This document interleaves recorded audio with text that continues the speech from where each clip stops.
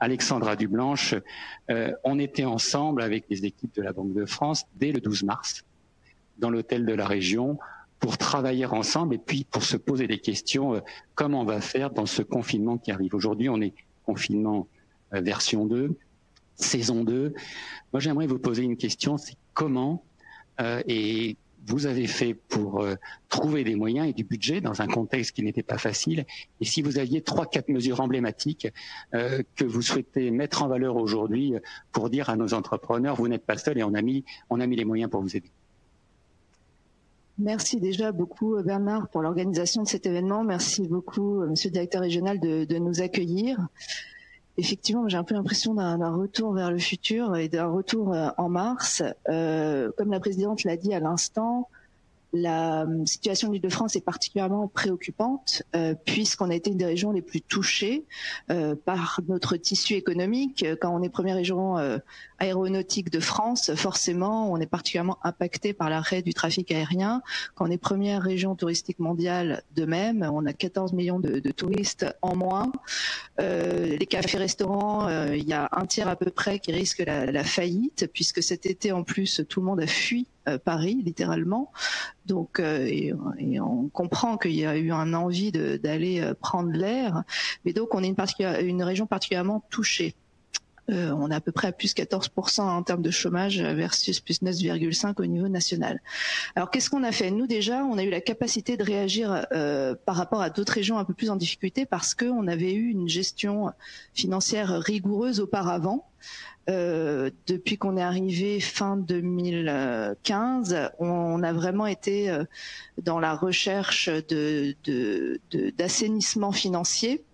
On a déménagé à Saint-Ouen en Seine-Saint-Denis, on a fait énormément d'économies, ce qui fait, pour répondre à votre question Bernard, qu'aujourd'hui on était capable de mettre sur la table un plan de relance d'1,3 milliard et d'emprunter aussi, puisqu'on a cette crédibilité financière. Qu'est-ce qui a été le plus important ? Vous l'avez dit, c'est déjà d'aller, de rassembler et de jouer collectif avec tous les acteurs locaux. Nous, on est persuadés qu'il fallait que les mesures soient les plus proches des besoins des entreprises de chaque territoire. Moi, je suis à la fois en charge du développement économique et de la ruralité. Quand on faisait les réunions départementales de crise, on n'avait pas évidemment les mêmes problèmes en Seine-et-Marne ou à la Défense, voilà, on ne parlait pas des mêmes problématiques. Donc ça a été extrêmement important et je pense qu'on a été collectivement très efficace pour faire remonter les difficultés propres à chaque territoire. On l'a fait aussi, on l'a même décliné jusqu'au bassin d'emploi. C'est un dispositif qu'on a avec l'État et donc pour pouvoir apporter des solutions les plus précises possibles. Je pense la réactivité aussi. On a vu pendant cette crise qu'à la fois la réactivité, parfois le manque d'agilité d'une grosse machine étatique pouvait être un véritable problème. Et c'est vrai que je pense que c'est là la force d'une région. Ça a été par exemple, je vous donne un exemple très concret récemment, quand on décide, nous, d'adapter le fonds résilience dont la présidente vient de parler pour les restaurateurs à leur demande d'aller jusqu'à 50 salariés, le lendemain c'est voté. Tandis que là, je crois qu'on attend toujours le décret pour le fonds de solidarité. Donc c'est vrai qu'on a cette agilité qui nous a permis d'être très réactifs et je pense que c'était vraiment essentiel. L'anticipation aussi. Là, on se retrouve dans une deuxième vague. Nous, tout l'été, on a préparé la rentrée, par exemple, des lycéens. Donc, on a équipé tous nos lycéens à la rentrée, tous nos secondes, en équipement informatique. Alors, je sors un peu des aides aux entreprises, mais pour vous montrer qu'il faut toujours être dans le coup d'après. Sur les tests, il faut être dans le coup d'après. On attendait le go des tests antigéniques pour pouvoir aller dans toutes les gares de la semaine prochaine d'Île-de-France, faire des tests antigéniques pour les personnes avec des symptômes. Donc voilà, toujours avoir cette anticipation. Et après, identifier les trous dans la raquette des dispositifs étatiques pour ne pas faire doublon. On est toujours dans la recherche d'efficacité. Ça sert à rien qu'on déploie tous des dispositifs. Déjà, je pense que les chefs des entreprises qui nous écoutent sont parfois un peu perdus dans le magma des choses qui sont annoncées tous les jours, dans les évolutions des dispositifs qui sont nécessaires, parce que parfois, justement, on identifie des manques et donc il faut faire évoluer les dispositifs. Mais il fallait ne pas doublonner et donc à chaque fois, on a identifié. Donc, vous n'avez pas de PGE, vous avez le prêt rebond. Vous n'avez pas le prêt rebond, vous avez le fonds résilience. Donc, allez à chaque fois là où il n'y avait pas de solution et au plus local possible. Je vous donne un exemple sur deux dispositifs que vient de citer Valérie Pécresse.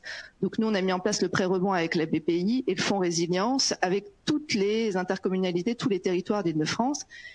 c'est vrai que voilà, avec la BPI, on a 50% de bénéficiaires qui sont parisiens, et avec le fonds résilience, on arrive à aller beaucoup plus dans tous les territoires. Donc ça aussi, c'est une priorité pour nous, toucher tout le tissu économique et tous les territoires.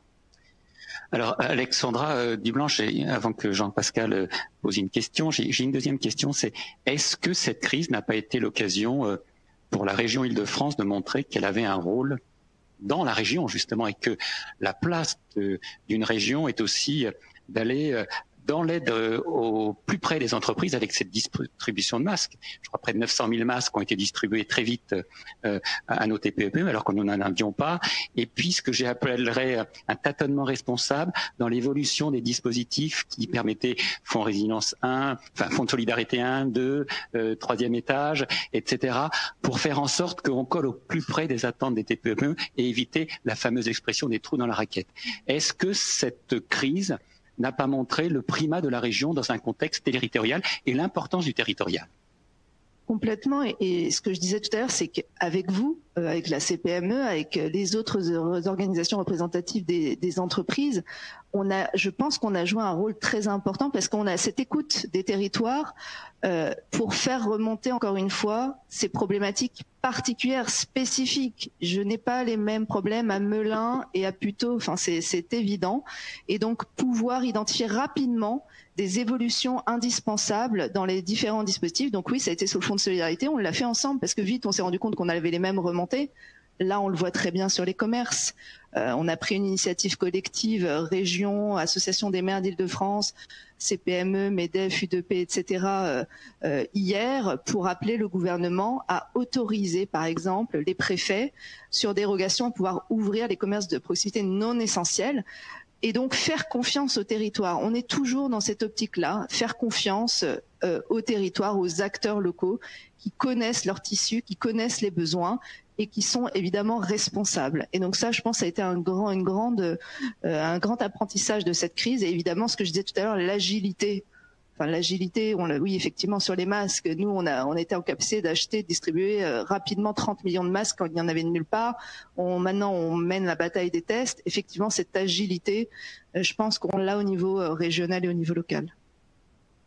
Oui, Alexandra, effectivement, vous avez insisté sur l'aspect que de nombreux acteurs ont travaillé en réseau, ont travaillé ensemble. On aura une table ronde tout à l'heure qui va traiter de ces sujets-là. L'Île-de-France est très marquée par le secteur du commerce et également par les services. Donc c'était plutôt ce qui lui faisait faire la course en tête. Aujourd'hui, comme vous l'avez dit, comme la présidente de région l'a dit, elle est encore plus fortement touchée que d'autres. En quoi tout ce qui est mis en place au profit des entreprises demain pourrait faire une Île-de-France encore plus forte, sortir plus fort derrière cette pandémie? Alors c'est vrai qu'il y a eu beaucoup d'aide par exemple pour le commerce, mais il y a eu beaucoup d'aide aussi par exemple sur l'industrie, et donc en aidant aussi à penser à l'industrie du futur. Quand la présidente parle du dispositif Relance Industrie, c'est aider les entreprises effectivement à relocaliser, parce qu'on a vu cette problématique arriver, mais c'est aussi se projeter dans le futur de l'industrie, par exemple, comment on arrive à relocaliser des industries qui vont produire des batteries électriques pour les véhicules électriques.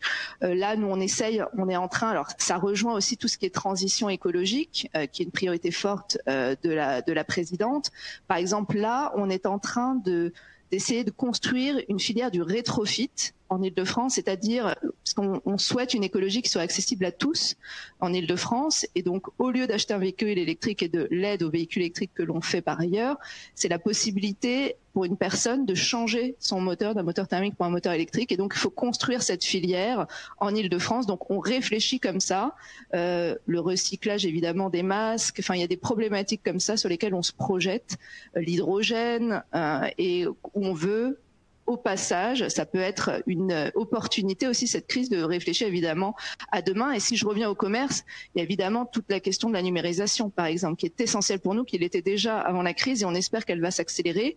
Et là-dessus, on avait déjà des aides pour la numérisation des commerces qu'on a déployées pendant la crise suite aux remontées qu'on a eues. Et donc voilà, d'être encore une fois agile et d'anticiper le coup d'après. Dernière question avant de passer aux questions des internautes, Alexandra Dublanche. Vous avez évoqué le chèque numérique. Vous savez qu'au Césaire Île-de-France, on a eu une autosaisine que j'ai portée sur l'entreprise 4.0, l'entreprise du futur. Ça va prendre du temps. le télétravail, les webinaires, la formation à distance.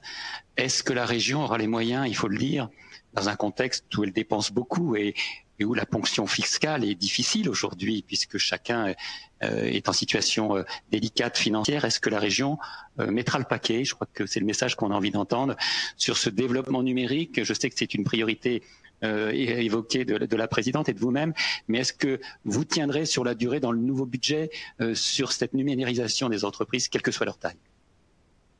Tout à fait. Donc, le numérique, pour nous, c'est un outil aussi d'égalité des territoires. Vous l'avez compris, c'est quelque chose qui nous importe énormément. Quand je vous parle des lycées, quand on est arrivé à la tête de la région, il y avait 30% des lycées qui étaient en Wi-Fi, 100% à Paris. Pour nous, c'est un scandale. Et donc là, peu à peu, on va atteindre les 100% dans tous les territoires d'Île-de-France.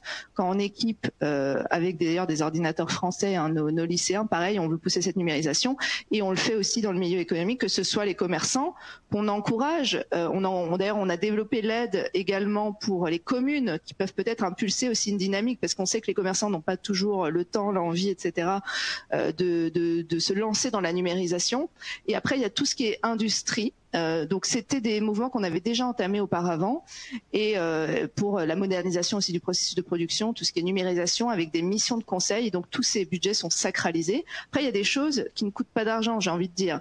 Vous avez parlé du télétravail, donc il y a tout le déploiement du très haut débit qui sont des investissements massifs de la région, mais il y a aussi des expérimentations. La présidente dit toujours que l'Île-de-France c'est une terre d'expérimentation où on peut innover, et par exemple quand on fait des expérimentations avec la défense, justement, alors avant tout cela, pour le lissage des heures de pointe ou la mise en place du télétravail, et qu'on finance au passage des lieux de télétravail, ça encourage aussi toute cette numérisation. Donc c'est ce qu'on s'attache à faire. Alors, on va prendre les questions de François.